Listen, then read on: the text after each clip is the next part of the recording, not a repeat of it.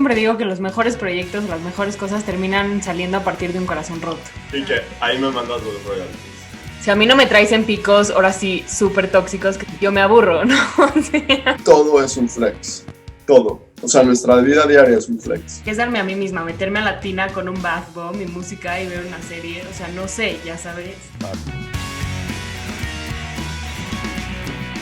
Bienvenidos todos a un episodio más del VidaShare Podcast. Estamos aquí un poquito salidos, pues, no de contexto, pero nos estamos metiendo en un área que la verdad no nos habíamos metido, que es la política. Y principalmente lo quisimos hacer pues, por todo lo que se está desatando, ¿no? Y por todo el rollo que está pasando en el Medio Oriente con Israel, con Palestina, con el IDF, con Hamas, etcétera, etcétera. Y tenemos con nosotros hoy a un invitado súper especial, que es Irving Gatell, que es un experto justamente en este tema. Es un historiador que lleva muchísimos años de experiencia, muchísimos años estudiando el conflicto, estudiando todo lo que ha pasado antes. Y pues Irving, de verdad, muchísimas gracias por estar aquí con nosotros. Estamos súper honrados de tenerte. No, al contrario, Ronit, yo muchas gracias por la invitación. Para mí es todo un placer poder compartir esto y pues también poder explicar de qué se trata todo este asunto. Muchísimas gracias. Claro. Pues bueno, ya para entrar de lleno al tema, primero que nada queremos como empezar diciendo y pues analizando un poco lo que es Hamas, ¿no? Porque pues este es un grupo terrorista que tienen su control Gaza y desafortunadamente como que la gente no lo ve así, cree que Hamas es un partido político por alguna razón. Y sí entiendo que está un poquito como enmascarado atrás de un partido político, sin embargo es reconocido por Estados Unidos, por la Unión Europea y por muchísimos otros países como un grupo terrorista, ¿no? Entonces sí como que creo que es importante definir lo que es Hamas, para empezar. Oh, claro, así es. Estamos hablando de uno de los grupos terroristas modernos por excelencia, o sea, en el sentido de que el terrorismo moderno es un fenómeno que empieza en los años 60. Hamas se funda en los años 80, bueno, del 82, 83 más o menos. Estamos hablando de un grupo salafista, es decir, que lleva una interpretación extremista del Islam sunita. Recordemos que hay dos tipos de Islam en permanente conflicto. Digo, hay varios más, pero hay dos en permanente conflicto desde hace como 1500 años, sunita y chiita. La gran mayoría del Islam es sunita, digamos que la zona de Irán y un poco en sus alrededores es donde está el mundo chiita, pero bueno, ambos han desarrollado tendencias moderadas y tendencias extremistas. Dentro del sunismo, el extremismo es el salafismo, y es, por ejemplo, el tipo de Islam que practicaba Osama Bin Laden, para que nos vayamos dando una idea, o el tipo de Islam que practica el Estado Islámico. Entonces, Hamas está imbuido en esta línea extremista de Islam, es decir, es un tipo de Islam que abiertamente pregona la violencia, la yihad, la guerra santa, pero en los términos de interpretación más literalista y violenta posible. Digo, porque esto cualquier imán musulmán moderado o con los pies bien puestos en la tierra, bien puestos en la tierra, les puede explicar que es una interpretación incorrecta del Corán. Claro. Pero bueno, Hamas lo interpreta por esa línea y entonces por las estrategias que utiliza tanto con sus enemigos, es decir, con Israel, como por la forma en la que trata a su propia gente. Hamas está definido por efectivamente por Estados Unidos, la Unión Europea y otros países como una organización terrorista. Entonces aquí el problema no es nada más la ignorancia de la gente, sino también la narrativa de los medios, que le ponen muy poca atención a este asunto, porque generalmente ahorita pues, parte de lo que está de moda, digamos, de cómo va evolucionando la educación filosófica en Occidente a partir de los años 60 o 70, hemos llegado, 50 años después, hemos llegado a una situación en la que la gente ya no quiere escuchar discursos amplios, o sea, explicaciones completas, ¿no? La gente te dice ahora, no, o sea, a ver, a mí no me vengas con rollos, o sea, yo estoy del lado de la gente que sufre.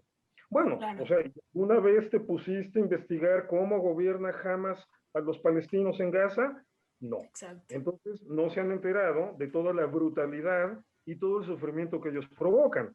Una organización que gobierna un territorio con millones de personas que no tienen servicios básicos completos, que no tienen un sistema educativo completo, que no tienen fuentes de trabajo buenos, o sea, que tienen una mala calidad de vida, y el grupo siempre quejándose de que no tiene dinero, pero ha tenido dinero para dispararle más de 3,000 misiles a Israel. Entonces, Obviamente esta mentalidad posmoderna, literalmente es a lo que nos referimos cuando criticamos la filosofía posmoderna, los que la criticamos, esta mentalidad posmoderna siempre se va por esas salidas fáciles, viscerales, y no se dan cuenta que realmente todo el problema radica en el tipo de grupo que es Hamas. Ahora, ¿quieren saber qué es Hamas? Busquen en internet la Carta Orgánica de Hamas. Ahí está, ahí lo pueden leer. Ahí pueden ver cómo Hamas desde un principio y hasta la fecha se crea con el objetivo de la destrucción de un país. Sí, es justo lo que quería mencionar, que, o sea, se pueden meter literal a Google y poner el Hamas Charter y sale tal cual, o sea, su objetivo es la destrucción del Estado de Israel. Así es. Entonces, O sea, sí. no hay mucho que discutirle ahí, porque, por ejemplo, cuando quieren manejar este discurso, ahora le llaman, ¿no? Postcolonialista o decolonialista o antiimperialista, por lo menos, ¿no? Que te dicen que jamás es la resistencia palestina. A ver, digo, yo cuando pienso en resistencia, por ejemplo, pienso en Gandhi o pienso en Martin Luther King, por ejemplo, ¿no? Claro. No sé en qué momento una resistencia implica disparar 3.100, eso es lo que llevaban hasta hace rato en la mañana, 3.100 cohetes contra población civil, contra una población civil. O sea, no encuentro un parangón en la historia, ¿no? Me dicen, es que los palestinos de Gaza están ahorita como los judíos del Holocausto. No me enteré nunca que desde el gueto de Varsovia le disparáramos 3.100 cohetes a la población civil nazi. O sea, no, Claro, no claro. entiendo dónde viene esa comparación. Perdón, ¿qué ibas a decir? Y me metí a investigar también y vi que muchas, o sea, también por qué la infraestructura de Gaza está tan terrible, porque por ejemplo, la línea de agua, las pipes de agua, no sé cómo se dice en español, pero como el power line de agua, que son las Sí, pipas, las pipas. sí, no, que son de metal, como tipo de acero inoxidable, jamás las sacó todas para hacer los misiles. Y entonces por eso no tienen un sistema de agua correcto. Entonces, ¿qué hizo Israel? Israel, en vez de mandarles pipas de agua de metal, les mandó pipas de agua de plástico, porque a partir de ellas no pueden sacar misiles. Entonces creo que hay una lista gigantesca de cosas que no pueden entrar a Gaza justamente por esa situación, porque todo lo que ven, todo lo usan, o sea, sí son muy creativos para crear sus misiles destructores. Así es, o sea, toda esta cuestión del bloqueo, ¿no? Que también es otra queja, ¿no? O sea, Sí. ¿cómo no quieres que los palestinos se rebelen y disparen contra los israelíes si son víctimas de un bloqueo? A ver, el bloqueo se refiere a productos que puedan ser utilizados con fines terroristas. No es un bloqueo económico completo. Segunda, Gaza tiene frontera con Egipto y el bloqueo nada más es del lado israelí. O sea, que no se han podido pensar que Era, podría. era lo que te iba a preguntar, Irving. ¿Por qué nunca nadie menciona que está bloqueado por Egipto? Porque obviamente se les desmorona la narrativa. Porque ya Claro. cuando te empiezas a hablar de decir, ¿y por qué Egipto también los bloqueó? Pues porque jamás son terroristas. Por eso, o sea, ni siquiera los propios países árabes los están apoyando. Ni siquiera los propios países árabes están metiendo las manos al fuego por ellos. Los están dejando enfrentar solos a Israel. Digo, ya es prácticamente una semana de conflictos en que los están reventando por todos lados. Y los países árabes no han hecho realmente ningún esfuerzo por meter las manos al fuego para cuidarlos, o mandarles tropas, o mandarles ayuda, o ni siquiera ya para movilizar una condena contra Israel en las instancias internacionales. Las instancias internacionales ahorita van lentísimas con ese negocio, ¿no? Entonces, Lentísimo. ¿qué es lo que pasa? Que los egipcios también están conscientes de que Hamas es un problema, de que Hamas es el problema. Y por eso el bloqueo egipcio, de hecho, es peor que el israelí, porque toda la ayuda humanitaria está entrando por Rafah, por Israel. Y es Israel el que se está encargando de canalizar todo lo que son alimentos, medicinas, material de construcción que no pueda ser utilizado en proyectos terroristas, el asunto de las pipas que mencionabas. Es decir, ese es el bloqueo, el famoso bloqueo del que hablan. O sea, pobrecito de mí, no me dejan fabricar armas, ¿no? Y entonces voy a conseguirlas de manera por contrabando, porque tienen el apoyo de Irán para eso, y voy a protestar que no me dejan fabricar armas disparando las que sí puedo conseguir. O sea, no, bueno, inteligentísimos los tipos, ¿no? Claro. ¿Cómo es la dinámica ahorita, Irving, entre los dos poderes de la gente palestina? O sea, Hamas Al Fatah. exactamente, y Al-Fatah. Sí, bueno, sigue siendo una dinámica muy tensa, hay muchas fricciones. Hay que recordar que Al-Fatah es, digamos, la herencia de lo que es el antiguo partido baasista. Baasismo fue un movimiento panarabista, es decir, que pretendía la integración de todo el mundo árabe. Gran sueño del baasismo, sobre todo en los años 50 y 60 con Gamal Abdel Nasser, que es Con su Nasser, sí. líder histórico, el que fue presidente de Egipto, era integrar lo que le llamaban la República Árabe Unida, que habría sido una gran nación árabe desde Marruecos hasta Irak.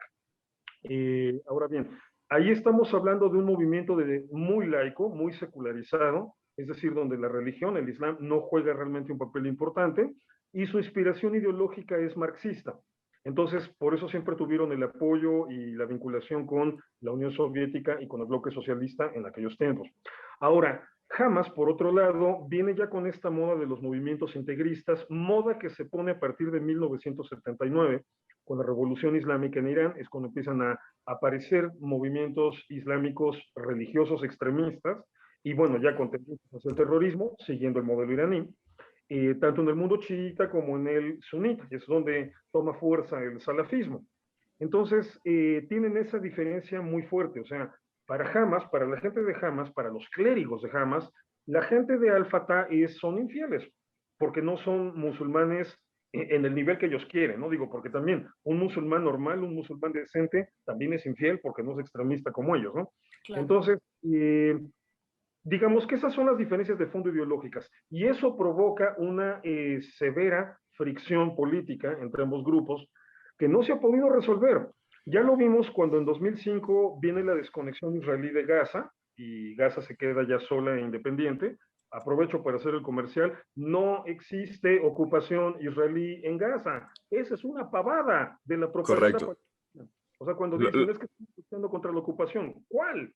lo que sí la gente, o sea, lo que sí Israel sí controla es el espacio marítimo y el espacio aéreo Sí, de obviamente, Gaza, pero porque es no parte, tienen un control del territorio per se. exacto, porque es parte del bloqueo, que ojo, el bloqueo no es israelí, el bloqueo es internacional, está avalado por la ONU, por las características terroristas de Hamas. Eso se me había pasado decirlo hace ratito. El bloqueo es internacional, está aprobado internacionalmente, entonces no le echen la culpa a Israel. Pero Gaza como territorio es autónomo. Ahora, en 2005 Israel sale de Gaza, empieza, digamos, como que a integrarse la vida política autónoma de los palestinos en Gaza, hasta que llegan a las elecciones de 2007, las únicas que se hicieron de manera libre, las gana Hamas, y de inmediato empieza la purga y empiezan a eliminar o a deshacerse de los integrantes de Al-Fatah. Entonces, desde entonces, Gaza no tiene competencia, perdón, Hamas no tiene competencia en Gaza. Al-Fatah ha sido prácticamente anulado allí, exterminado, o sea, incluso mataron a muchos de sus integrantes. O sea, así se llevan, pues. Entonces, Claro. eso, y fíjate, y las implicaciones de esta fricción, de este conflicto a muerte que hay entre Hamas y Al-Fatah, las repercusiones son terribles. Porque cuando se firman los acuerdos de Oslo en 1993, se establece como fecha límite, o bueno, como fecha, el objetivo era la creación de un Estado palestino independiente en 1998. Se daban 5 años para dar este proceso. Desde entonces, los palestinos no han hecho realmente los pasos decisivos para tener el Estado propio. Y me refiero a algo tan elemental como esto. Los palestinos en algún momento dado, ya no sé cómo anden, porque desde que los países árabes andan firmando acuerdos con Israel, esto ha venido cambiando. Pero durante mucho tiempo, los países árabes, perdón, los palestinos contaron con el apoyo de los países árabes y contaban, por lo tanto, con el apoyo abrumador en la ONU. La Asamblea General de la ONU habría reconocido oficialmente, por mayoría de votos abrumadora, cualquier declaración de independencia proveniente de los palestinos, y se habría fundado un Estado palestino con Israel, sin Israel o a pesar de Israel. Claro. No lo hicieron. ¿Por qué? Porque en el momento en que declaren un Estado palestino, en las circunstancias actuales, es decir, en el marco de las fricciones que hay entre Al-Fatah y Gaza y Hamas, habría guerra civil. Inmediatamente empezaría el conflicto por el control del Estado palestino, y Hamas tiene más capacidad militar, más apoyo popular, más logística, mejor logística. Entonces es muy seguro que la guerra civil la ganara Hamas. Ganando una guerra civil Hamas, incluso Cisjordania se convertiría en un frente de ataque contra Israel, Y entonces la respuesta de Israel tendría que ser todavía más brutal en un marco como este. Y muy seguramente en ese marco sí implicaría una invasión para conquistar, es decir, para tomar el control absoluto del territorio. Entonces regresaríamos a la situación que existió en 1967, después de la Guerra de los Días. Estaríamos regresando casi 55 años de retroceso. Entonces, por eso digo, dicen que nadie come lumbre. Los palestinos de Al-Fatah, o sea, Mahmoud Abbas y toda su estructura política, no se han arriesgado a hacer una declaratoria de creación del Estado palestino y ponerle fin al conflicto, porque saben que saldrían perdiendo por dos lados. Entonces han hecho todo el esfuerzo por aplazarlo, aplazarlo, aplazarlo y aplazarlo. Esa es la verdadera razón por la que no existe un Estado palestino. Esa Eso es es, la única. eso es aún desde el 93 al 98, que jamás no era lo que era hoy, ¿no? Pero Eh, aún así, nunca fue por ese mismo motivo de que iba a ser una guerra civil. no, son otras las lógicas que funcionan todavía del 93 al 98. Ahí el principal impedimento fue Yasser Arafat, o sea que estás hablando de que Al-Fatah estaba gobernado por Yasser Arafat, Ujú. fue un interlocutor honesto, o sea, siempre fue un terrorista tramposo que estaba solamente intentando tomar, digamos, una situación cómoda para poder seguirse preparando, según él, para poder tener la fuerza suficiente para tratar de destruir Israel. Entonces, en realidad, Arafat en ese sentido nunca fue un socio para la paz. Y lo A, demostró pe- a pesar de que él firmó los acuerdos de Oslo. a pesar de que él firmó los acuerdos de Oslo y de que recibió el premio Nobel de la Paz, compartido con Clinton y con Isaac Rabin en ese momento. Arafat demostró de qué estaba hecho en el año 2000, cuando en las negociaciones, bueno, fíjate, cuando ya llevaban 2 años de retraso con los planes de Oslo, en las negociaciones del año 2000 con Ehud Barak, un líder laborista, eh, Ehud Barak en Camp David, en las negociaciones del año 2000, le ofrece a Arafat la independencia en el 95% del territorio de Cisjordania, la compensación del otro 5%, le ofrece media Jerusalén. O sea, Ehud Barak se metió en un problema con la propia sociedad israelí y eso marcó su declive político y por eso pierde la elección el año siguiente, por todo lo que le ofreció a Arafat. ¿Y Arafat qué hizo? Salir corriendo.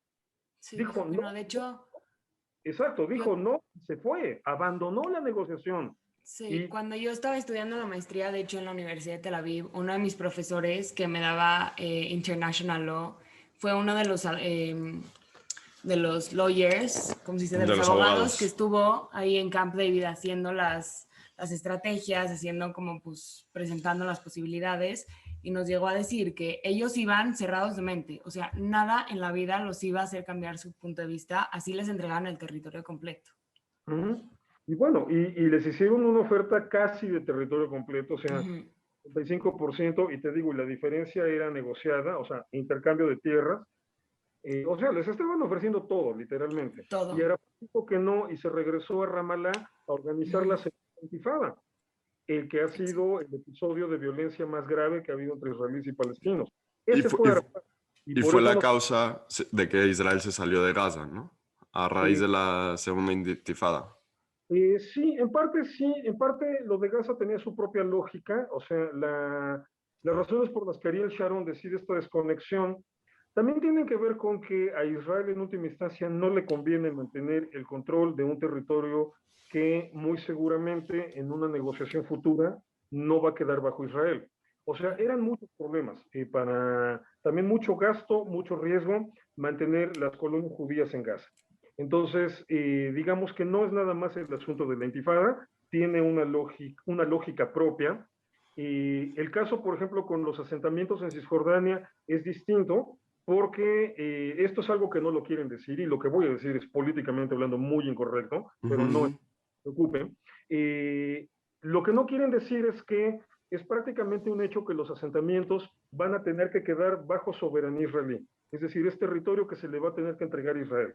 Por eso el último plan que se propuso, que fue el de Estados Unidos, que básicamente lo diseñó el equipo de gente de Jared Kushner, eh, consideraba la anexión israelí de esos territorios y la compensación con toda una franja de territorio al sur de Gaza, una extensión enorme, que es de hecho tan grande o tal vez un poco más grande que lo que es la propia Gaza, para colocar ahí zonas habitacionales, pero también un corredor industrial de desarrollo tecnológico, para que los palestinos también entren a la modernidad en este sentido, ¿no?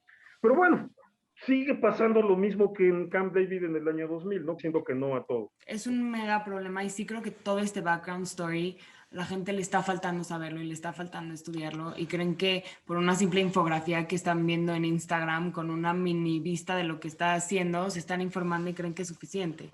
Y sí, de verdad, o sea, me afecta a mí muy personalmente porque digo, hay todo un backstory, hay toda una historia. Es como tú, yo no voy en tu vida y veo un periodo de tu vida y te critico a partir de ello, sino tengo que saber quién eres para poder pues, darte un poco mi opinión, ¿no?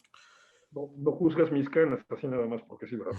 Ok, bien, me parece excelente. Mira, aquí pasa algo, un problema severo, ¿no?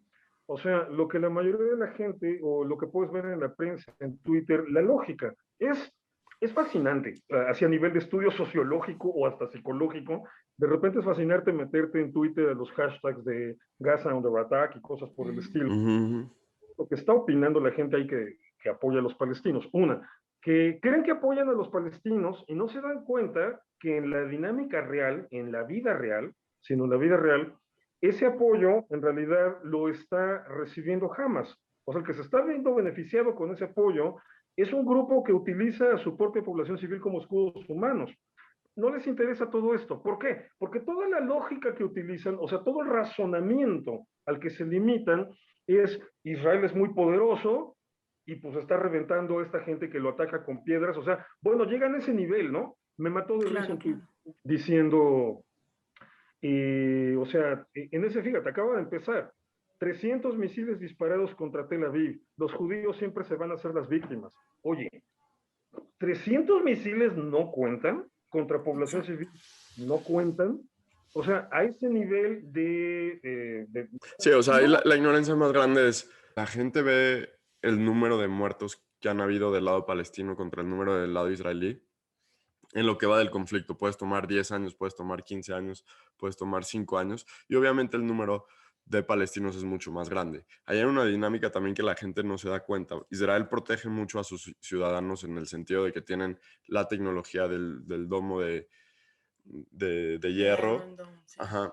Y entonces ahí básicamente la gente penaliza moralmente a Israel porque ellos protegen a sus ciudadanos de una manera mucho más eficiente. Que ese es donde yo creo que hay un problema bastante grande. Sí, efectivamente, o sea, no entienden que la diferencia fundamental, mira, déjate de lo del domo, de la cúpula de hierro. La diferencia fundamental es que Israel protege a sus civiles, Hamas sacrifica a sus civiles, porque para Hamas ya saben que con todo esto, gana un niño muerto es un éxito en la propaganda. Por eso en su propaganda siempre está a mencionar el número de niños muertos. Por supuesto, no te van a decir que para estos momentos probablemente cerca de 400 misiles que ellos han disparado han caído en territorio de Gaza y probablemente muchos de esos niños muertos hayan muerto por los misiles de Hamas, no por los de Israel. Eso no te lo van a decir, por supuesto. Pero sí, la diferencia fundamental es esta. Israel está teniendo menos víctimas que Hamas simple, porque Israel cuida a su población civil, Hamas sacrifica a su población civil. Esa es la grandísima diferencia. Ok, aparte está la cuestión del desarrollo tecnológico, desarrollo al que Israel le ha invertido durante años, o sea, Kippat Barcel acaba de cumplir 10 años de funcionamiento, justamente en estos días, que se instaló la primera batería de cúpula de hierro, mientras que Hamas ha invertido todo ese dinero, y no nada más ese dinero, también el dinero que podría haber invertido en escuelas, en hospitales, en ambulancias, en sistemas de agua potable, etcétera, lo ha invertido en misiles para atacar Israel.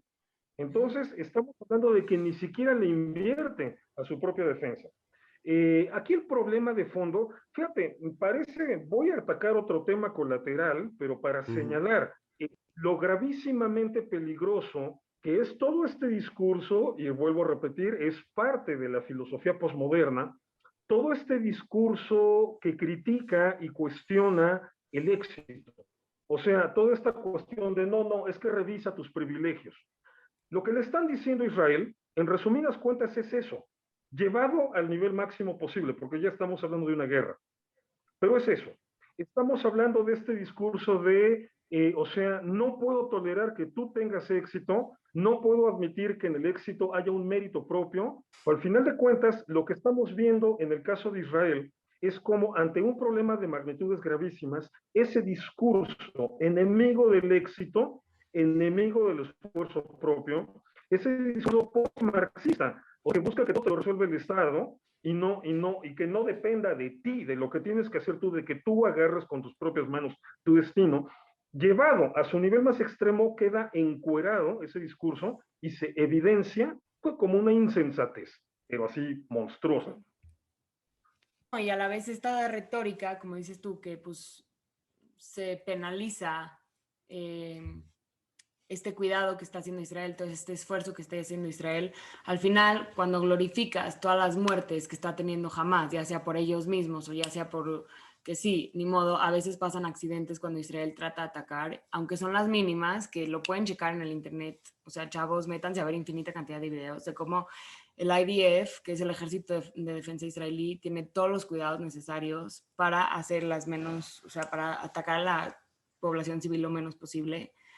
Pero en el momento que la gente en general empieza a publicar todo este como contexto y tipo de publicaciones, decía, hay 400 muertos en Gaza, hay 400 civiles muertos, quién sabe cuántos niños, etcétera, etcétera, lo único que están haciendo es apoyando a Hamás. Y entonces eso es lo que Hamás quiere, tomar ese poder, porque para ellos es pura gasolina. Así es lo que los nutre. Propaganda, es para lo que sirve la propaganda. A ver, aquí igual, este tema siempre es chocante, o sea, el análisis de los números tiene que ser frío, que los números son fríos. Entonces, sí, de repente cuando uno aborda este tema parece que uno se está comportando sin empatía, pues bueno, entonces aclaro, no es que no la tenga, nada más la voy a tener que dejar de lado, voy a hablar de números y los números son fríos. El análisis siempre de los números demuestra que el ejército de Israel es el más ético del mundo. Tiene las medidas de cuidado para evitar los daños civiles en sus enemigos, medidas de cuidado que no tiene ningún otro ejército. Estás hablando de que para este momento han sido 800, 850 blancos militares destruidos por Israel. Y perdón por cómo lo voy a decir, pero lo tengo que decir así, han muerto 200 palestinos. O sea, eso en ninguna guerra sucede. Cuando destruyes 850 blancos militares, se te muere muchísima gente más que esa, entre combatientes y entre civiles. Eso es inevitable. En este caso, nada más han muerto. Ahí es donde es que 200 muertos ya son una tragedia. Mijo, un muerto es una tragedia. Claro, o sea, si totalmente. Un muerto es una tragedia. 10 muertos en Israel es una tragedia. Y por eso Israel se gasta una burrada de dinero en desarrollar sistemas que protejan a sus civiles, porque para nosotros 10 muertos es una tragedia. Pero ahora, bueno, ¿qué haces cuando te están atacando desde zonas civiles? Estas son las cosas que la gente no entiende porque no investiga. En el momento en que tú disparas un cohete, desde cualquier lugar del mundo, conviertes ese lugar del mundo en un blanco militar legítimo en caso de guerra. Entonces, si Hamas está... Sí, exacto. Si Hamas está disparando desde una escuela de la ONU, la escuela de la ONU se convirtió en blanco militar legítimo. Si esa escuela es bombardeada, es culpa de Hamas, no de Israel. Si Hamas dispara en un hospital, ese hospital se convierte en blanco militar legítimo.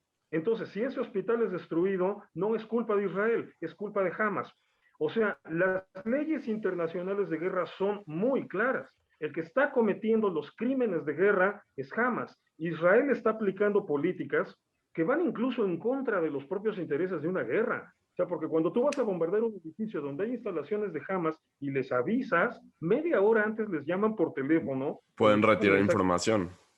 Exactamente. Y les avisan que van a bombardear, que desalojen. Y el primer cohete que cae, es un cohete falso, para que sepan que ya el ataque es inminente. ¿Por qué todos estos videos circulando en Twitter, en donde se ve cómo están esperando que bombardeen un edificio? O sea, lo están filmando. Pues porque ya les avisaron que lo van a bombardear. Y entonces la gente ya pudo desalojar. Y eso implica que vas a permitir que los propios terroristas de Hamas se pongan a salvo. Bueno, aún a pesar de que sucede eso, esa es la política sistemática del ejército de Israel, política que no tiene ningún otro país del mundo y que le da a los palestinos la posibilidad de salirse, y por ello tienes 850 blancos militares destruidos. Es poco, los hicieron, los pulverizaron, Sí. o sea, parecían de mazapán. Solamente han muerto 200 personas. Eso significa que el ejército israelí está cuidando hasta donde le es posible a los civiles en Gaza. Eso no lo hace ningún otro ejército del mundo. Claro, no, estoy totalmente de acuerdo. Ahora, Irving, o sea, eso que dices de que desde que disparan desde una escuela o desde un hospital, eso es justamente a lo que se refiere que utiliza Hamas a sus civiles como human shields, ¿no? Porque es justamente eso, te disparo desde un lugar que se vuelve un target legítimo de guerra, pero me escondo bajo, en el caso más reciente, de las oficinas de Al Jazeera y de la Associated Press, ¿no? Que es básicamente eso. Que también hay reportes que ambos medios sí sabían que era un lugar donde jamás operaba, ¿no? No, por supuesto que lo Ese sabían. edificio. Sí, por supuesto que Correcto. lo sabían. O sea, también ahí, obviamente, ellos van a tener que correr, digo, porque lo que es que se haga una investigación, porque se haga la investigación, o sea, demostrarlo va a ser Claro. de lo más sencillo, porque Lo, Israel lo- tiene grabado. lo que sucede también, y yo me pregunto, es los medios que están ahí metidos en Gaza, obviamente con un grupo terrorista jamás, ¿cuánta, o sea, y estos medios están metidos en Gaza, ¿no? Entonces, ¿cuánta influencia tiene Hamas en lo que se reporta de los medios? Porque básicamente pueden ser oprimidos por fuerza y decirles, tú no puedes hablar mal de Hamas, sino aquí Sí, que no hay como destruir. ¿Sí me libertad de explico? expresión, libertad Es de a, es a lo, prensa. es a lo que quiero ir. O sea, ¿por qué Sí, de eso nunca se habla y por qué los medios son tan favoritistas en ese sentido? porque son antisemitas, por eso, es por eso. O sea, estamos hablando de la tara cultural más antigua que tiene la humanidad en Occidente, que es el antisemitismo. Pilar Rajola, la periodista catalana, lo dijo de una manera muy sencilla. Lo dijo fuerte, pues lo dijo así, o sea, textualmente dijo, el problema es que cuando se trata de Israel, incluso los intelectuales se dan el lujo de ser imbéciles. O sea, es el antisemitismo de antaño. Entonces, estamos hablando de medios que no les ha molestado navegar bajo esa represión, esa censura informativa que maneja Hamas, porque efectivamente sí la maneja. O sea, los medios que están ahí tienen que reportar de una manera aprobada por Hamas. Pero bueno, a ellos mismos no les ha molestado porque apoyan, al final de cuentas, están de acuerdo con esa Claro. narrativa frívola, esa narrativa superficial, en donde simple y sencillamente Israel es el país occidental, es el país europeo, es el país blanco, es el país rico, es el país exitoso, es el país poderoso, es el malo, obviamente, ¿no? O sea, en estas épocas de poscolonialismo y decolonialismo y interpretaciones transversales, es el malo, tiene que ser el malo por todo eso. No, pues no, o sea, la realidad es que no, es el exitoso, que es diferente, ¿no?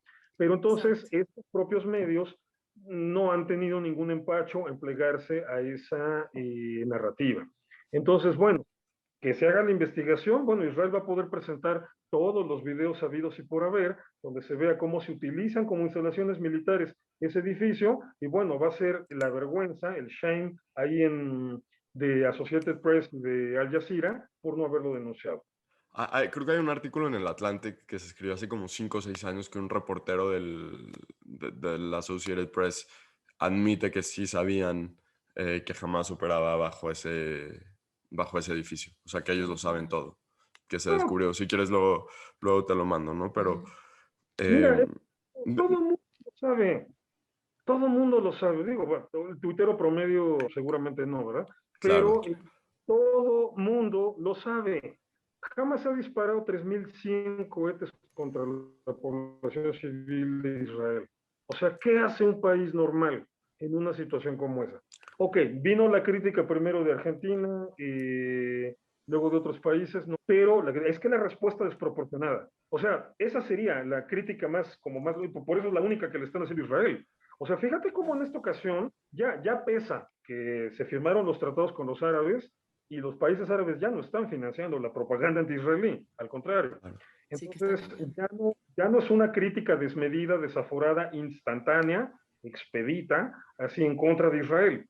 Al contrario, Austria puso banderas de Israel en su parlamento y el ministro de Exteriores iraní ya no quiso visitar el país. Biden salió a decir, Israel tiene todo el derecho a defenderse, la canciller española también, o sea, cosas que nunca antes se habían visto. Ya se nota que el dinero ahora va para otro lado. Pero en este punto, entonces, toda la acusación que se está lanzando contra Israel en este momento va en esa lógica de está atacando con una fuerza desproporcionada. A ver, Pero ¿qué? el argumento también de que Israel está removiendo con sus Agentes. asentamientos de tierras, ya sea que hayan juicios, por ejemplo, de lo de Sheikh Jarrah, ¿no? O sea, eso fue un detonante pequeño. A lo mejor no es obviamente el motivo por todo el conflicto, pero eso fue ahorita un detonante pequeño de lo que sucedió. ¿Qué responsabilidad tiene Israel en ese instante? Porque del punto de vista palestino, la gente dice, ok, está bien, entiendo que hay un juicio, pero el juicio viene por parte de Israel. Entonces, obviamente van a hacerlo a favor de los judíos. ¿Sí me explico? O sea, ese va a ser el... Sí, pero a ver, bueno, vamos armando el rompecabezas. Ahorita vamos a ver la genealogía, digamos, de las razones por las que detona el conflicto, ¿no? Perfecto. O sea, efectivamente está el problema en Sheikh Jarrah, eso detona las protestas en el Monte del Templo, viene el enfrentamiento de palestinos y policías, viene la nota falsa de que la policía israelí incendió la mezquita de Al-Aqsa y por eso viene el ataque de Hamas. O sea, ese fue el orden de la escalada. Ahora, ¿cuál es el problema en Sheikh Jarrah? Ahí estamos hablando de un pleito civil por una cuestión de unas familias que no han pagado la renta y que tienen que desalojar. El problema es que en Israel prácticamente no puedes aplicar ninguna medida de la ley civil contra pobladores árabes porque de inmediato el asunto es llevado ya a un tema de colonialismo, de que es un proyecto colonialista de Israel que le quiere quitar sus terrenos a los palestinos para poner ahí colonos. A ver, vamos por orden. Una, el momento en que Israel tuvo más control territorial en toda la historia, y cuando estoy hablando de toda la historia, estoy literalmente hablando de toda la historia, o sea, en nuestros 4.000 años de historia, nunca tuvimos tanto control territorial como en 1967, cuando reventó a los sirios, a los libaneses, a los jordanos, y le quitamos todo Sinai a Egipto. Jamás en la historia el pueblo judío ha controlado tanto territorio. Desde 1967 hasta el día de hoy, el Estado de Israel cada vez ha controlado menos territorio. Si me van a decir que Israel es un proyecto colonialista, es el peor proyecto colonialista del mundo. O sea, porque en vez de estar conquistando territorio desde hace 54 años, lo está perdiendo. Claro, entonces, a ver, perdón, eso es una tontería que solamente puede decir alguien que desconoce toda historia. Ahora, ¿qué es lo que pasa en Sheikh Jarrah? Es un problema de que no pagaron la renta. La Corte lo saca. Es un pleito que tiene aparte un montón de años. Desde 1982 está dada, digamos, la sentencia y aceptada por los que viven allí de que las propiedades no son suyas. Ok, entonces viene toda la crítica. No, ¿por qué no son suyas? Ok, porque los dueños legítimos presentaron los títulos de propiedad extendidos por el Imperio Otomano. Y es que Israel reconoce la validez de los títulos de propiedad extendidos, tanto por el Protectorado Británico de Palestina, que estuvo vigente como anteriormente, 17 de 1948, y el Imperio Otomano, que estuvo vigente del 17 para atrás. Pero es que nada más le dan la razón a judíos. No es cierto, no es cierto. Los títulos de propiedad también de los árabes son válidos. Ahora, lo que sí es cierto es que en zonas como Sheikh Jarrah, generalmente esos juicios los ganan judíos. ¿Por qué? ¿Por qué nada más los ganan judíos? Porque esta es la parte que no te va a querer decir ninguno de los que defienden esta narrativa árabe. Porque todos esos lugares eran judíos. ¿Por qué en esos pleitos por la propiedad legítima siempre lo ganan los judíos? Porque todos esos barrios fueron fundados por judíos en tiempos otomanos que compraron esos terrenos al Imperio Otomano.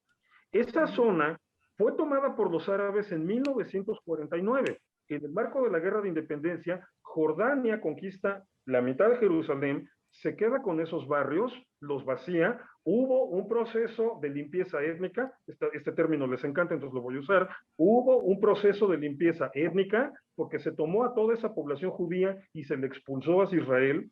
Les quitaron sus casas, les quitaron sus terrenos, les quitaron sus negocios, les quitaron sus sinagogas. Rabino Shmuel Lehrer, de bendita memoria, que nació ahí en 1917, creo, por ahí así nació, me contaba que en toda esa zona de Jerusalén, me decía, teníamos más de 100 sinagogas y 2 yeshivot enormes.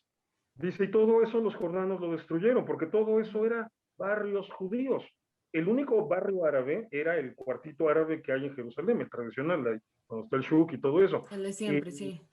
Pero ese es el barrio árabe, punto. Pero todo lo demás, todo lo que está al este, eran barrios judíos. Los jordanos los repoblaron con árabes, con refugiados árabes, a partir de los años 50, 1955-56. Es cuando empieza el proceso de población, de poblar, de colonizar, porque eso es colonizar eso con refugiados árabes. Entonces, el problema es que si se meten ya con este dato, todos los que están defendiendo la narrativa palestina, se les cae, se les desmorona, se les revienta toda su narrativa de que hay una Jerusalén árabe, de que es que Jerusalén del Este siempre ha sido árabe y es la capital del pueblo palestino. No. O sea, perdón, la simple revisión de los títulos de propiedad de las escrituras, me refiero a escrituras o sea, que demuestran quién es el dueño de un terrenito, y el simple análisis de archivos sobre los títulos de propiedad de la zona demuestra que todo eso era propiedad judía, propiedades compradas a un gobierno musulmán. Entonces, bueno, por eso, en Sheikh Jarrah o los barrios que están ahí alrededor, vienen este tipo de juicios, pues sí, siempre los ganan los judíos, porque los judíos eran dueños de todo eso, y los árabes se los quitaron. Entonces, ese es el trasfondo histórico de este pleito. Pero ahora bien, ok, llegas a la fase moderna. Bueno, se han ido arreglando algunas situaciones, no todo, a ver, toda esa zona era de propiedad judía y los que están viviendo ahí son árabes. ¿De qué colonialismo me están hablando si la gran mayoría de los que están viviendo ahí son árabes? Los que acaban de perder un juicio por no pagar la renta, por no pagar alquiler, son 6 familias. Pero bueno, no puedes aplicar la ley en Israel contra los árabes porque de inmediato se te viene encima toda esa crítica que intenta llevar a niveles, es que estás colonizando. O sea, fíjate qué paradójico, ¿no? Porque la crítica contra Israel es un estado de apartheid. No, cuando me dicen eso, sí, bueno, a ver, tú explícame qué es un estado de apartheid. La gran mayoría ni sabe. ¿Cuál es la definición? Un estado de apartheid es una condición en la que un gobierno está aplicando 2 marcos legales distintos en su propia población. Es decir, que su gente a una la gobierna con una ley y a otra la gobierna con otra ley, generalmente en términos discriminatorios. Eso es una... Entonces, Israel no puede aplicar un estado de apartheid en las regiones palestinas que gobierna la autoridad palestina, Claro. porque no son palestinos gobernados por Israel. O sea, ahí no puede existir un estado de apartheid porque Israel no gobierna. O sea, si los palestinos los gobiernan mal, si Mahmoud Abbas y su gente son unos corruptazos profesionales y los gobiernan mal, pues es otra cosa, pues no es un estado de apartheid. Ahora, Jerusalén, que es territorio israelí, ahí sí gobierna Israel. Bueno, cuando les aplican la ley, entonces brincan y dicen, ay, no me apliques la ley, a mí gobiérname de otra manera. O sea, ellos están pidiendo el estado de apartheid. Fíjate qué incoherencia. Pero en un tema un poco más básico, ¿no crees que sí los ciudadanos, ojo, no los ciudadanos que viven en Gaza o en el West Bank, sino los ciudadanos árabes israelíes, que son legítimos ciudadanos israelíes, ¿no crees que sí hay un tema ahí de, llamémosle, discriminación o diferente trato que la población judía? Bajo la ley, no.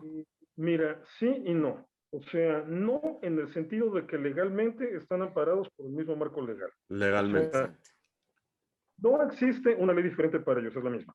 Legalmente no. Sí existe una fricción histórica, que bueno, cualquiera que se ponga a leer la historia de cómo han sido los conflictos árabes e israelíes, entenderá que es una situación terrible, o sea, una situación negativa, una situación que tiene que cambiar, una situación en la que mucha gente de la sociedad israelí se ha comportado de manera equivocada, o sea, y eso hay que decirlo. Mira, lo acabamos de ver en Lod, ahorita lo que sucedió en Lod con los disturbios que se organizaron. Sí, estuvo Pero bueno, terrible. hay que entender que esa fricción no explotó ahorita y no se cae. Los árabes, qué malos resultaron de repente, o los judíos, qué malos resultaron de repente. No, estamos hablando de un problema con antecedentes históricos. O sea, eso de entrada. Pues segunda, por lo menos estás viendo un esfuerzo por el gobierno de Israel por poner eso en orden. Y poner eso en orden ha significado arrestar tanto a los incitadores a la violencia árabes como a los incitadores judíos, porque la ley se tiene que aplicar para todos. Entonces, sí, es cierto que en algunos lugares, no en todos, porque también, ojo, no es una situación que esté pasando con casi 2 millones de árabes que viven ahí. 1.9 millones de árabes no están, digamos, en pie de guerra, ni están generando estas fricciones, ni están Claro. siendo tratados violentamente por el resto de la población judía. Claro. Estamos hablando de problemas focalizados, afortunadamente todavía, y espero que no pase de ahí. Problemas en los que el gobierno tiene la obligación de tratar igual, tratar al parejo a los árabes y a los judíos.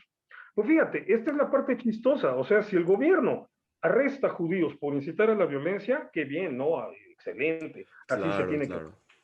Pero si arresta árabes, no, es colonialismo, es una imposición, es la potencia ocupante, cambia el discurso. Entonces, fíjate, cómo los que anhelan un sistema de apartheid son, curiosamente, los pro-palestinos. Entonces, sí se tiene que reconocer que en ese punto la sociedad israelí, judíos y árabes, no está exento nadie, judíos y árabes tienen un problema serio que resolver y que se han cometido errores y abusos y excesos por parte de unos y otros. Diferentes tipos de abusos y excesos, porque es cierto, los judíos en este caso tienen ventaja en un país como Israel, así como los árabes los tienen en otros países. Bueno, Israel de hecho es el único país en donde los judíos tienen ventaja. Pero De bueno, hecho, sí. problemas, hay que decirlo, son problemas que tienen una raíz histórica, no se inventaron ahorita, tienen una razón de ser. Y bueno, obviamente sí ha existido una desconfianza de la población judía hacia la población árabe, bueno, pues es resultado de todas las agresiones sufridas desde 1929, que el problema ni siquiera empieza en el 48, Claro, claro. sino en 1929 con la masacre de Hebrón por parte de los árabes. Que bueno, se ha ido arreglando. Mira, si ya hay cada vez más soldados árabes en Sahel, en el ejército de Israel, es porque se ha venido arreglando. Si Eso es cada justo vez lo que hay... yo quería mencionar. O sea, hay una población enorme de soldados israelíes, perdón, de soldados árabes en el ejército israelí. Bueno, Y es no que nada son más eso, israelíes. también, sí, también hay muchísimos policías que trabajan, o sea, policías árabes que trabajan para la policía israelí. Claro, Entonces, y mucha gente, yo estudié con muchísimos chavos palestinos que vivían en Israel, que eran israelíes, árabes israelíes, que todos decían, yo prefiero vivir en Israel porque Israel me permite tener una calidad de vida mucho mejor que que podría tener en Gaza. O sea, y te lo dicen súper abiertamente. Sí, o inclusive en Líbano. Sí, bueno, no, claro. en Líbano ni siquiera serían ciudadanos, ¿no? O sea, en Líbano y en los palestinos siguen ubicados en lo que le llaman campamentos de refugiados. Digo, ya son ciudades, pero les Claro, llaman claro, campamentos de refugiados por el estatus legal que tienen, porque no les han claro. concedido la ciudadanía plena. Y eso que tienen 4 generaciones naciendo ahí. O sea, eso es de lesa humanidad por parte de Siria y de Líbano. ¿Quién se queja de eso? Yo sí creo que Israel tiene una responsabilidad, sé que está puesto en un lugar muy difícil, pero sí tiene una responsabilidad demasiado grande de no instigar temas que van a crear mucho, o sea, el ejemplo de Sheikh Jarrah, ¿sí me entiendes? O sea, siento que, ¿cuál es el beneficio de tener ahí un ruling a favor de los, ahora sí que los dueños de la tierra judíos? Sé que hay un precedente o lo que sea, pero al fin de cuentas ve todo lo que está instigando. Y sí creo que Y, tiene Israel que ser más responsable en ese sentido, de ser mucho más conservador y desde el punto de vista de los asentamientos eh, y cosas así por el estilo, ¿no? O sea, sí creo que hay una responsabilidad moral más allá que por su propia protección siento que un gobierno derechista del lado de Netanyahu no ha manejado de la manera más óptima que se puede. Ok, entiendo el punto, pero mira, aquí nos metemos en un problema de teoría política.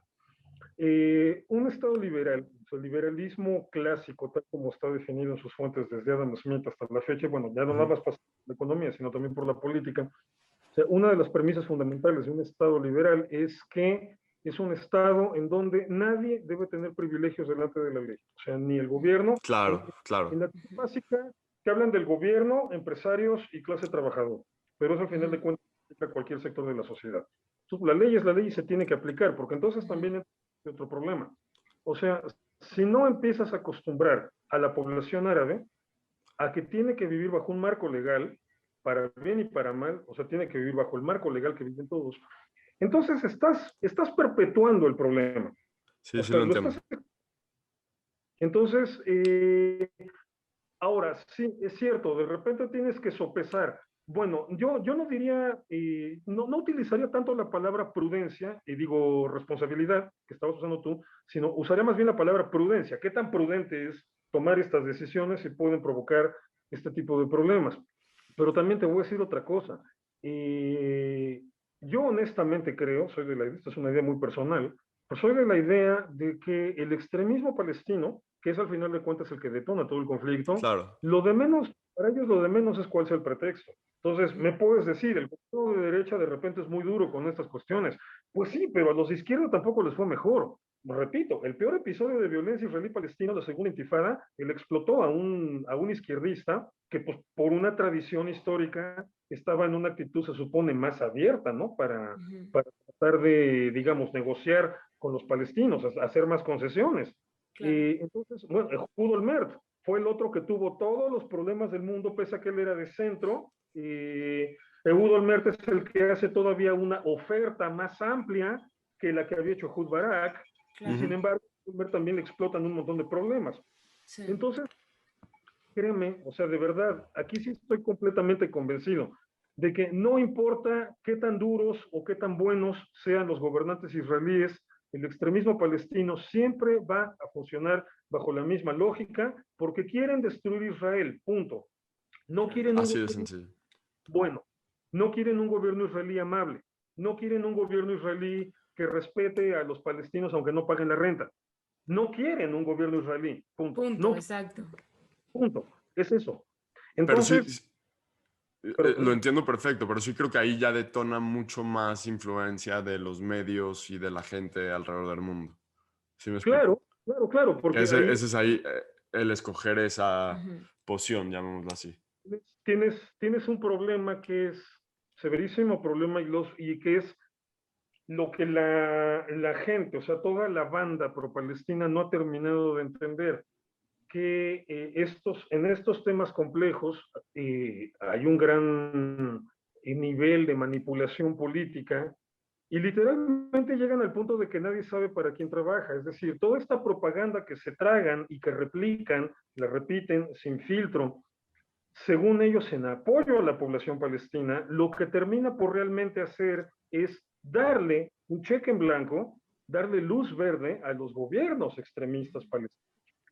O sea, porque se maneja de una manera completamente acrítica el apoyo hacia los palestinos. O sea, ahorita no vas a ver a ningún pro-palestino señalando la responsabilidad que tiene Hamas. Nadie lo está haciendo. O sea, al contrario, Hamas ahorita está visto como la resistencia, el heroísmo. Sin duda. Y no les puedes hablar, oye, pero en serio, a ver, a toda esa generación woke, o niños mazapán, o jóvenes de cristal, niños de cristal, ok, no te vas a poner a revisar que Hamas es un gobierno brutal, machista, o sea, de un nivel de violencia de género, o sea, la violencia contra las mujeres en este tipo de contextos es un Claro. aberrante.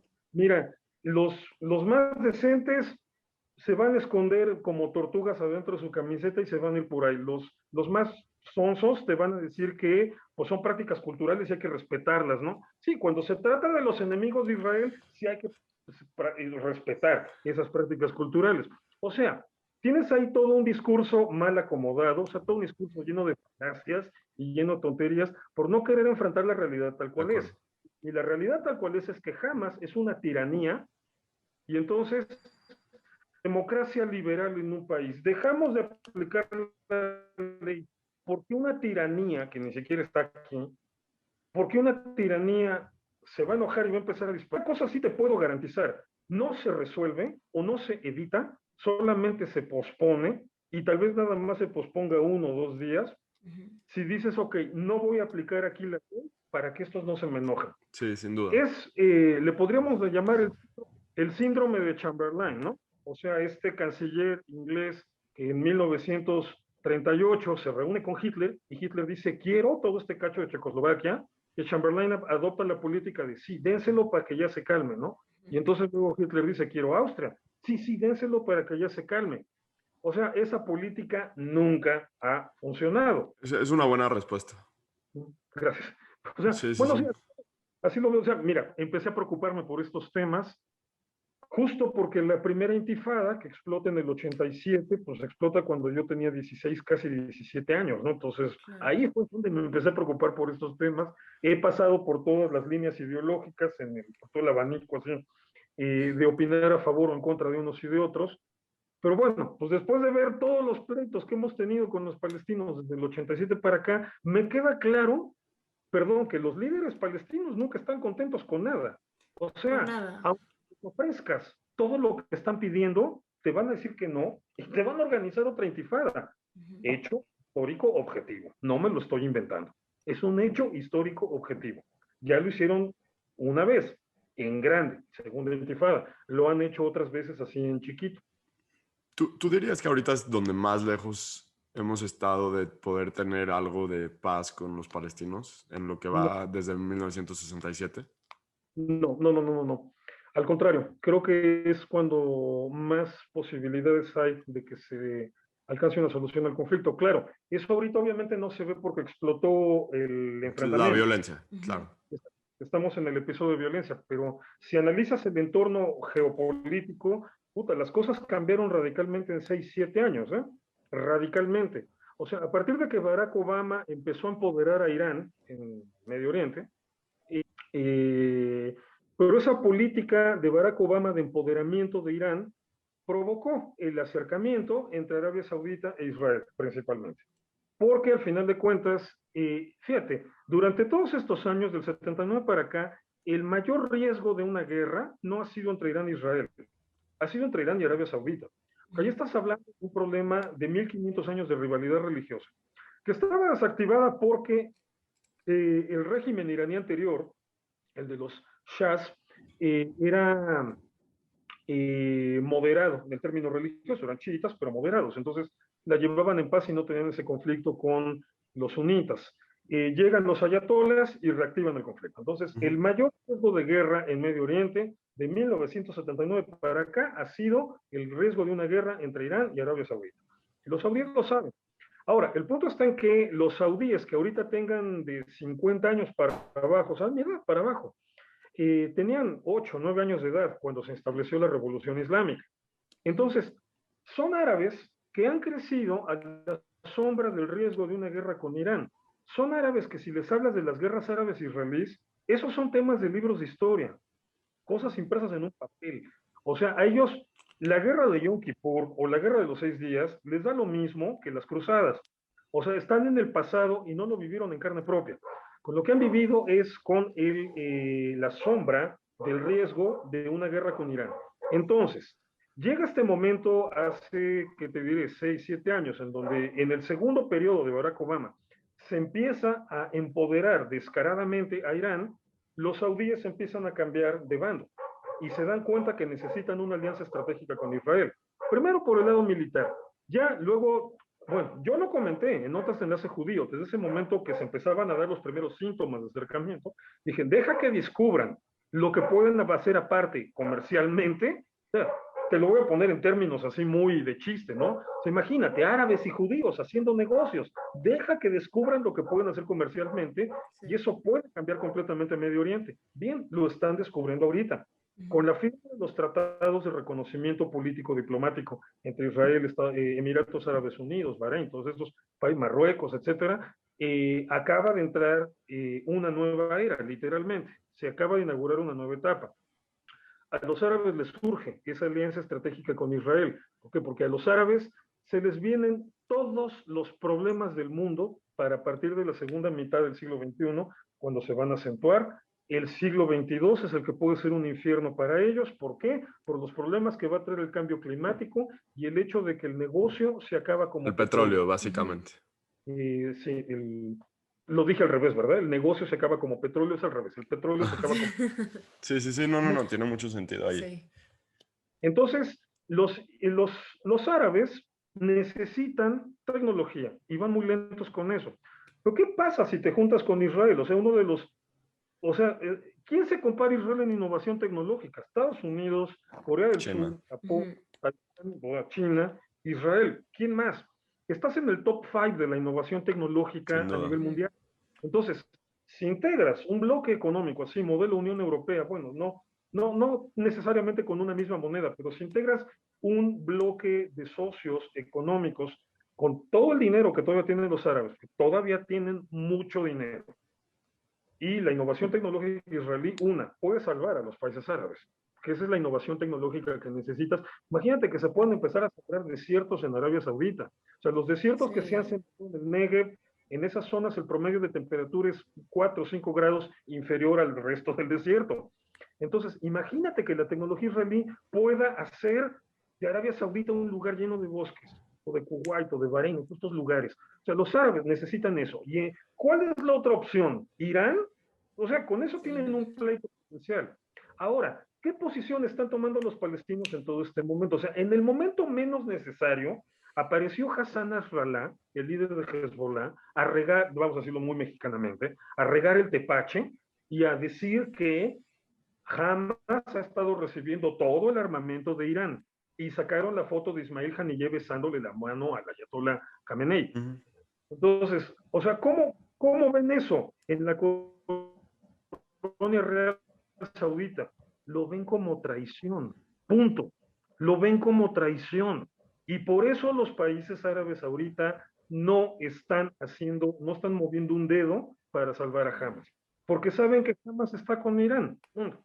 Entonces, esa situación de 6, 7 años para acá cambió radicalmente. O sea, hace 10 años yo no me habría imaginado llegar a estar diciendo esto en estos términos.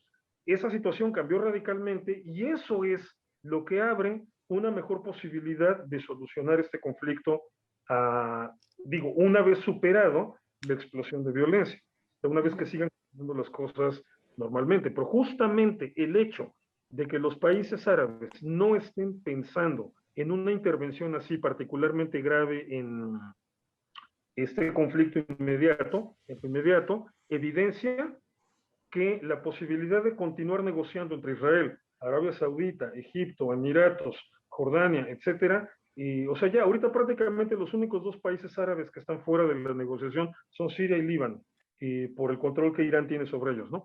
Pero además, abre las posibilidades a que esto se pueda solucionar, aunque va a ser una solución, creo yo, así como lo veo ahorita, no le veo más alternativas, podría cambiar la situación en los próximos años, pero como están ahorita las cosas, me queda claro que no le pedirían su opinión a los palestinos. Tendría que ser prácticamente una solución impuesta, justamente porque los palestinos están demasiado influenciados o incluso controlados por Irán. Entonces, cualquier solución que decidan implementar ahí va a ser impuesta.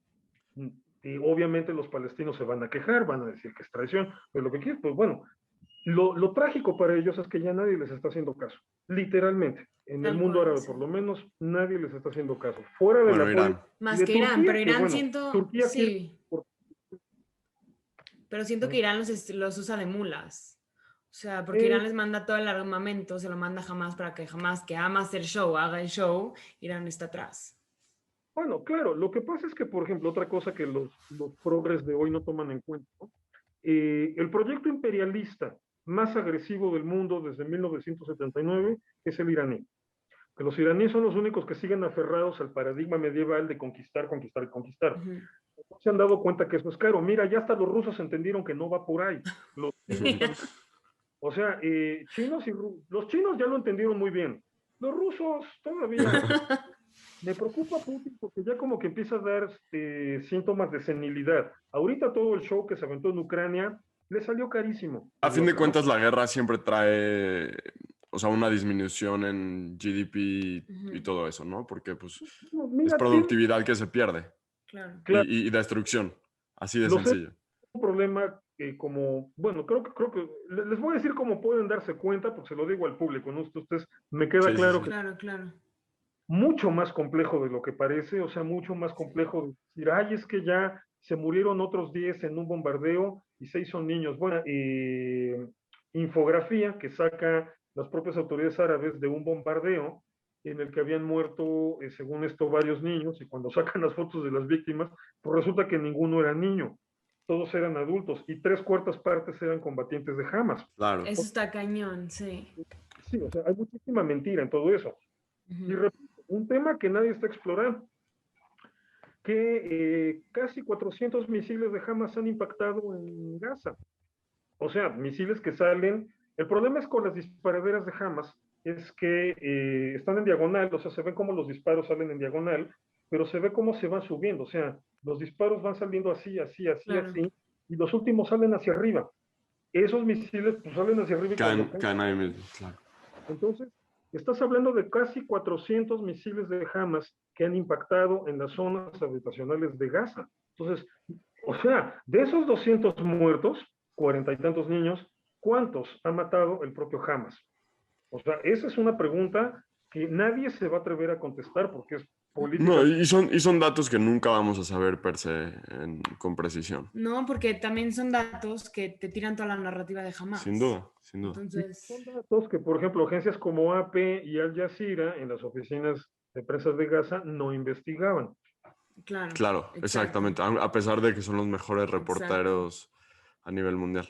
Irving, Todo muchísimas gracias por tu tiempo y todo.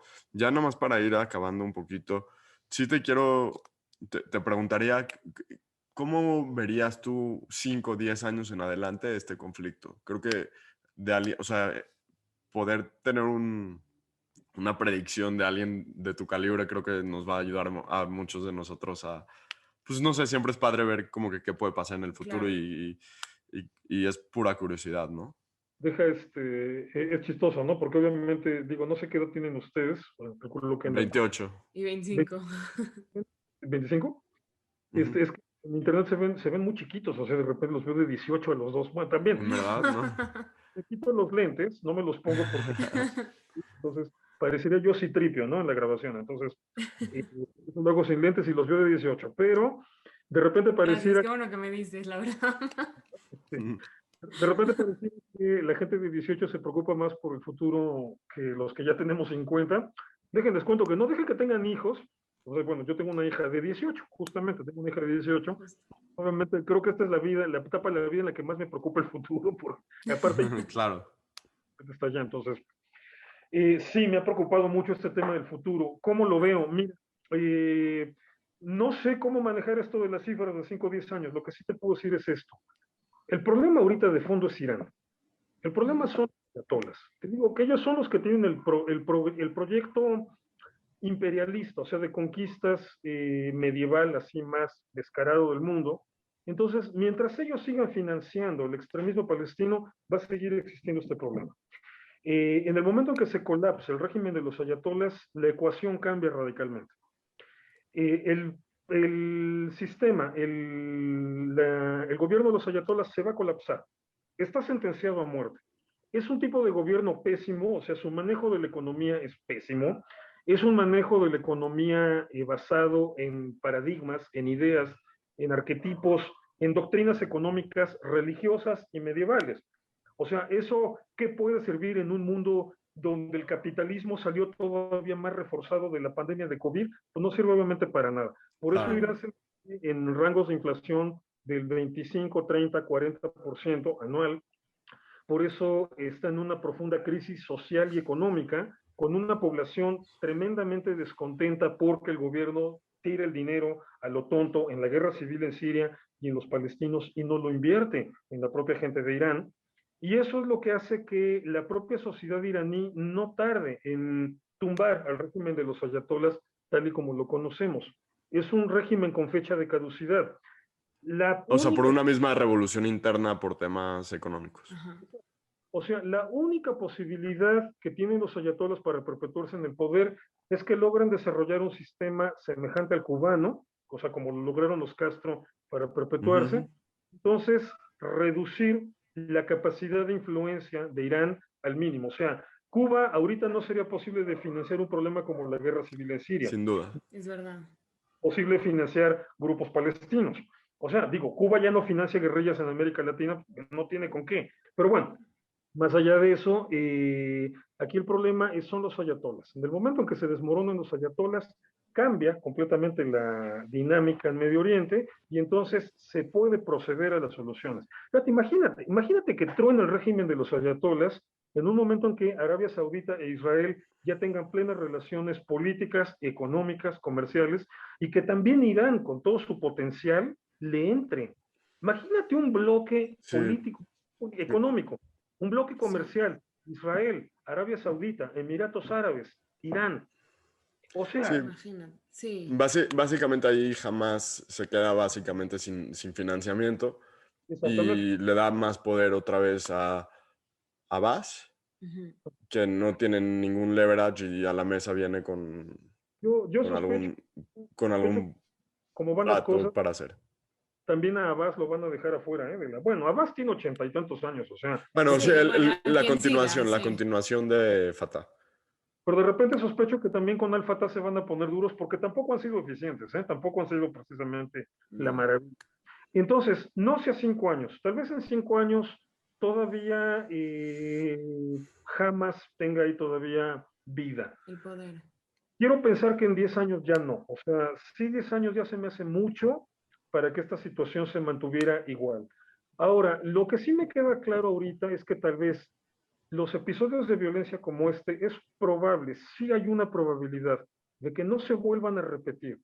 Ahorita el daño que Israel está causando en la infraestructura de Hamas es brutal, o sea, nunca se había visto. De hecho, me sorprendió que ayer todavía volvió a tuitearse ahí. Gazati tuiteando y diciendo, el bombardeo de hoy fue el peor que hemos visto en toda nuestra vida.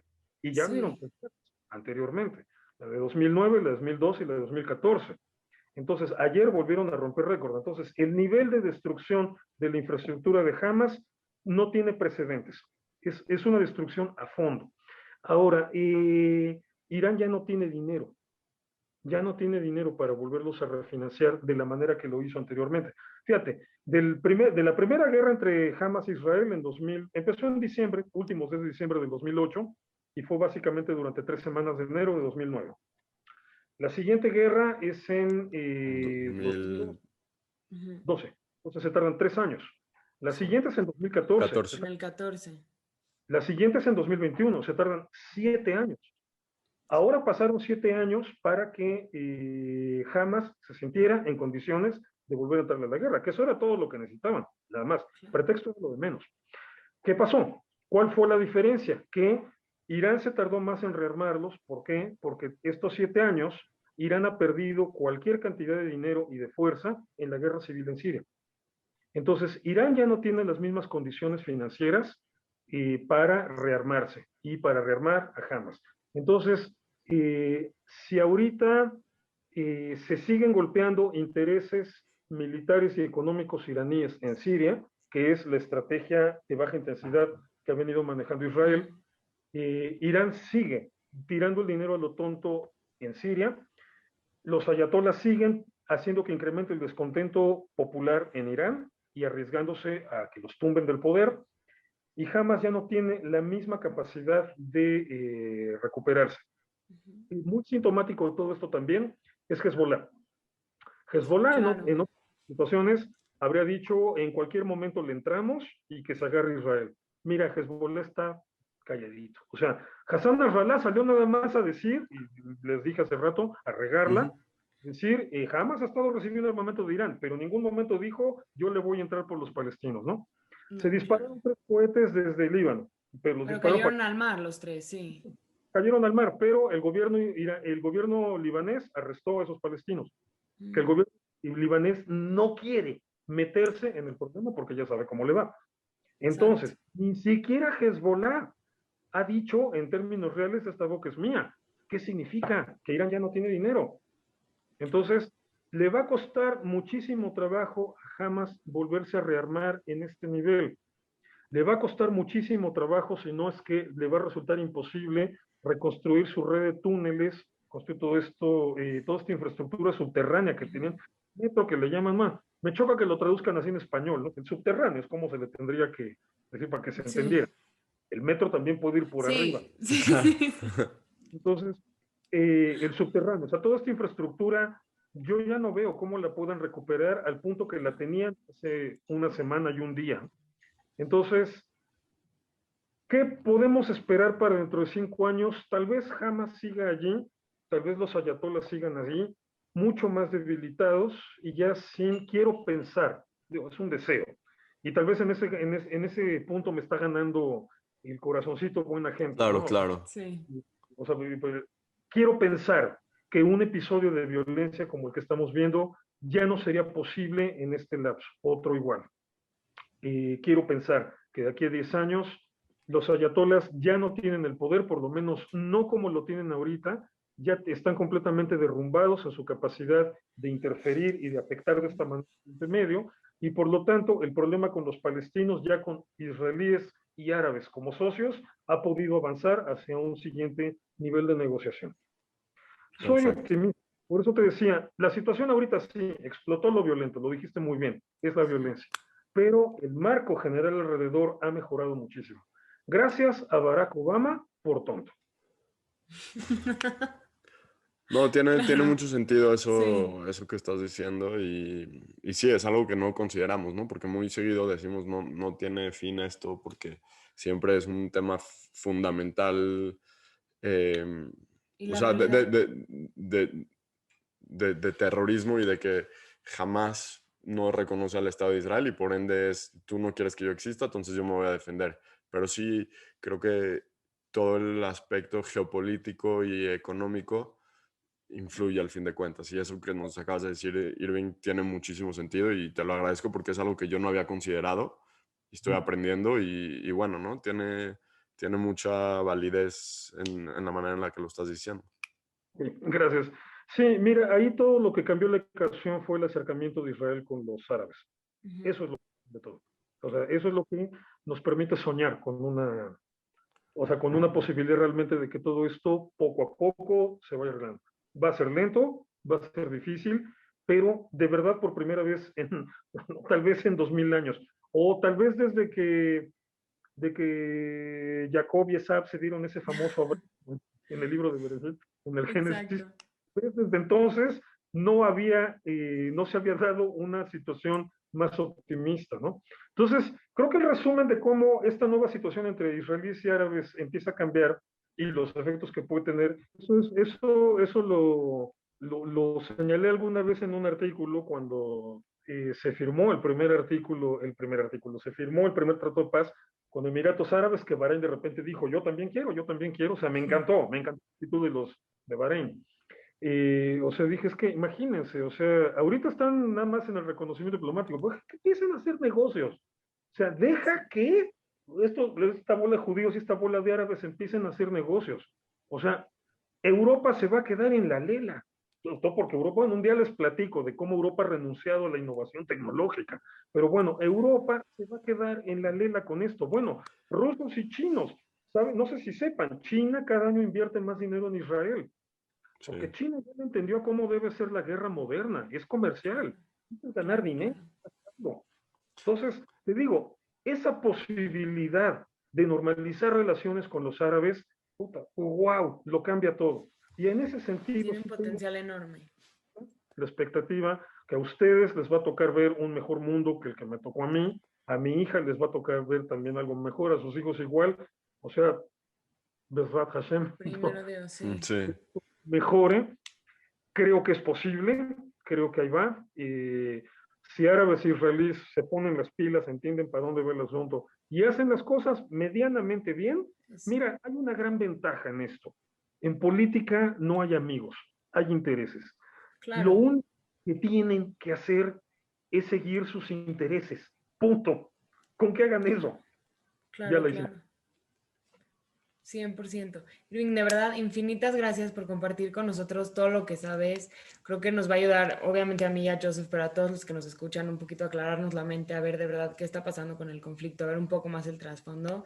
Y pues espero que con esto creemos un poquito más de conciencia. De verdad, Ojalá. muchísimas gracias. Gracias por tu tiempo, Irving, de verdad. Mario, gracias por la invitación, un placer.